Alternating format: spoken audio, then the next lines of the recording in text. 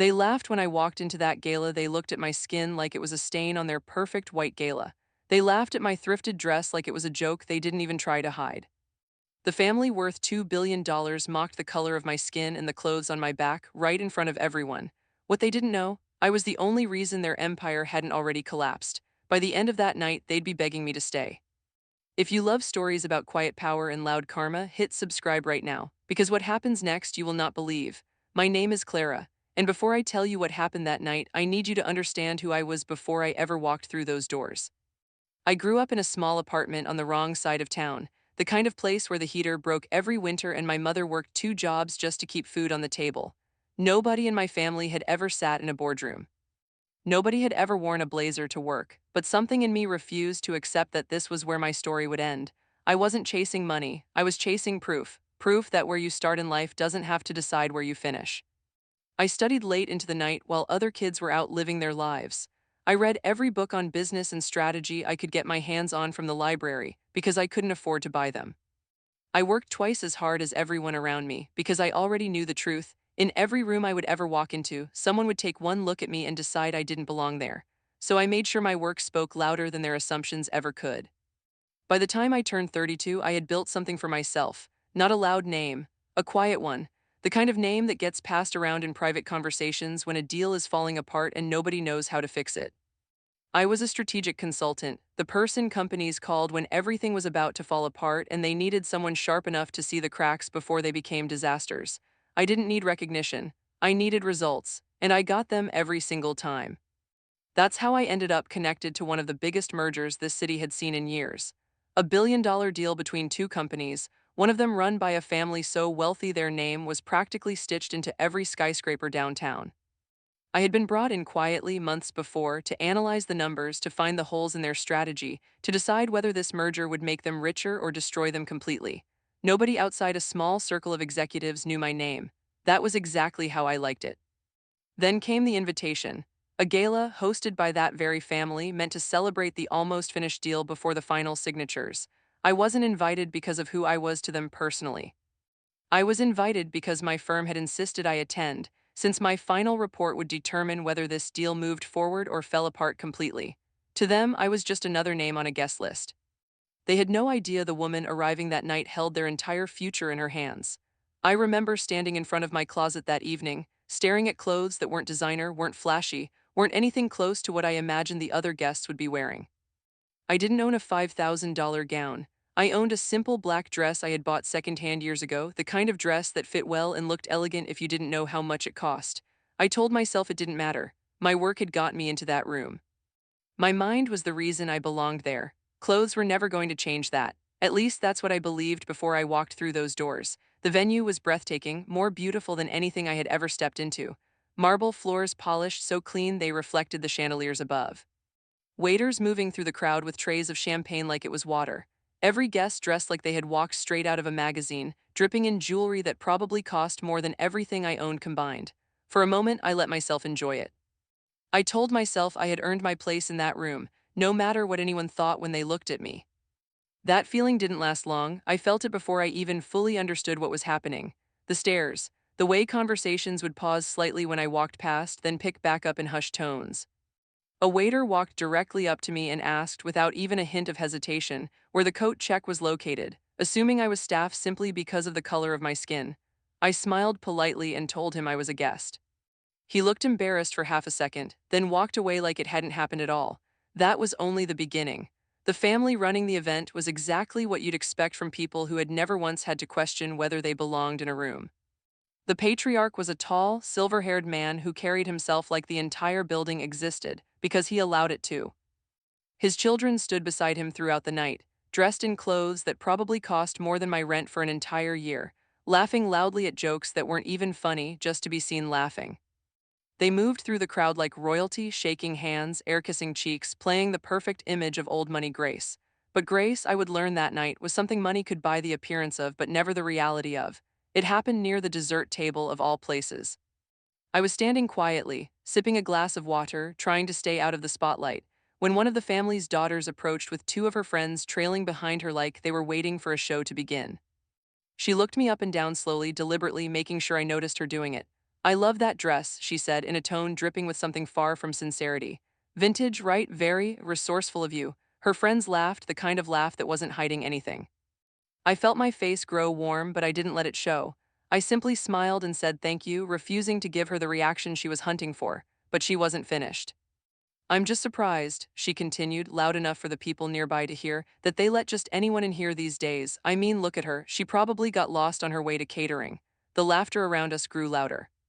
I felt eyes turning toward me from every direction, felt the heat rising in my chest, felt every instinct in my body screaming at me to say something, to defend myself, to remind her exactly who I was and what I held in my hands. But I didn't. I had learned long ago that reacting emotionally in front of people who wanted to see you break was exactly the reaction they were hoping for. So instead, I stood there calm, composed, and simply said, "I hope you enjoy the rest of your evening," before walking away with my head held high. I found a quiet corner near the windows, away from the noise, and let myself breathe for the first time in what felt like hours. I wasn't hurt because of what she said about my dress. I had worn secondhand clothes my entire life and never once felt ashamed of it. I was hurt because of what her words really meant underneath the surface, that no matter how much I accomplished, no matter how sharp my mind was or how many companies I had saved from collapse, some people would only ever see the color of my skin and the price tag of my clothes before they saw anything else. I thought about leaving early that night. I thought about walking straight out of those doors and never looking back. But something told me to stay, to breathe through it, to remind myself that this moment, no matter how painful, was not the end of my story.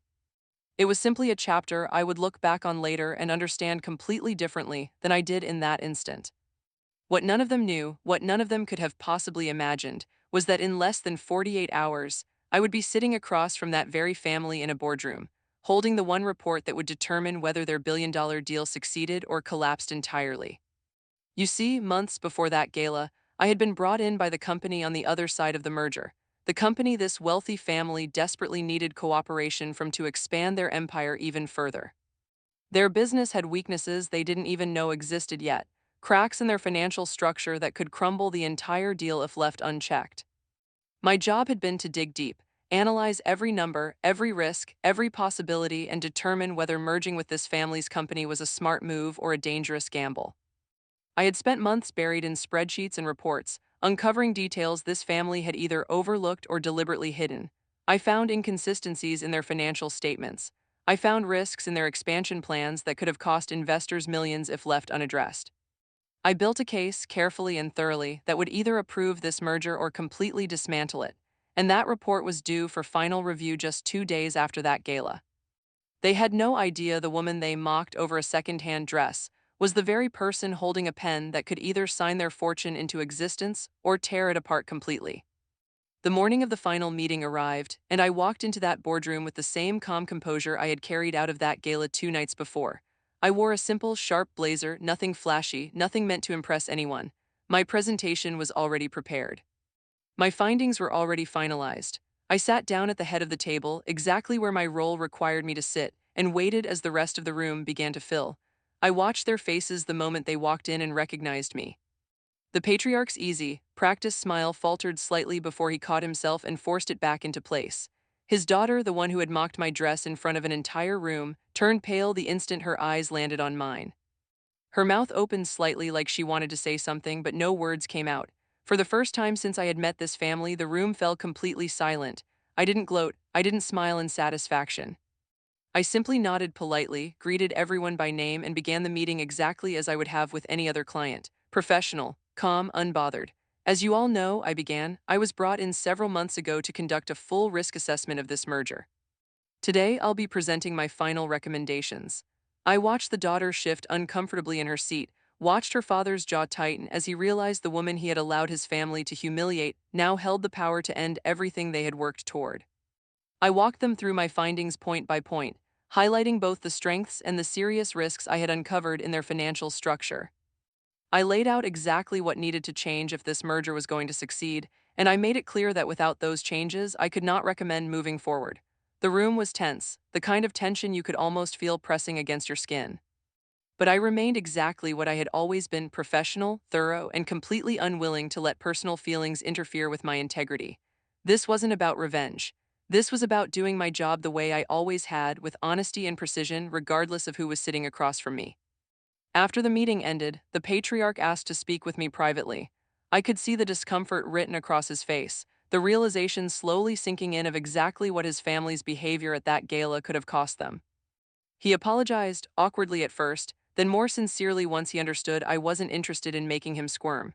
I told him plainly that his family's treatment of me that night had nothing to do with my professional recommendations, because my integrity would never allow personal insult to cloud sound judgment.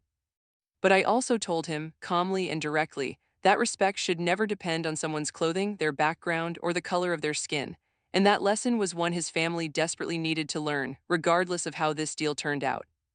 The daughter approached me separately, later that same day, her earlier confidence completely gone. She apologized, her voice shaky, clearly humbled by the realization of who she had mocked without ever knowing the power that person actually held. I accepted her apology, not because I needed it, but because holding onto anger wasn't going to serve me in any way. I told her that true class was never about the price of your dress or the size of your bank account. True class was about how you treated people who you assumed could never do anything for you. She had failed that test completely, and no billion-dollar deal was ever going to change that truth. The merger eventually went through, with the changes I had recommended firmly in place. The family's empire continued to grow, but something between us had shifted permanently. They no longer saw me as just another consultant they could dismiss or mock without consequence. They saw me exactly as I had always been, someone whose worth was never determined by how I looked walking into a room, but by what I carried inside my mind and the integrity I refused to compromise, no matter how badly I had been treated. Looking back on that night now, I don't feel anger anymore. I feel gratitude, strangely enough. That gala taught me something I already knew deep down but needed reminded of in that exact moment. People will always judge you based on what they can see with their eyes long before they ever take the time to understand what you're truly capable of. And that's exactly why your work, your integrity, and your character have to speak louder than their assumptions ever could. I think about that young woman who mocked my dress sometimes, and I don't feel hatred toward her. I feel a strange kind of pity, honestly. She had spent her entire life surrounded by wealth, yet she had never learned the one lesson that actually matters, that real power isn't loud, and it isn't flashy, and it definitely isn't measured by how expensive your clothes are. Real power is quiet.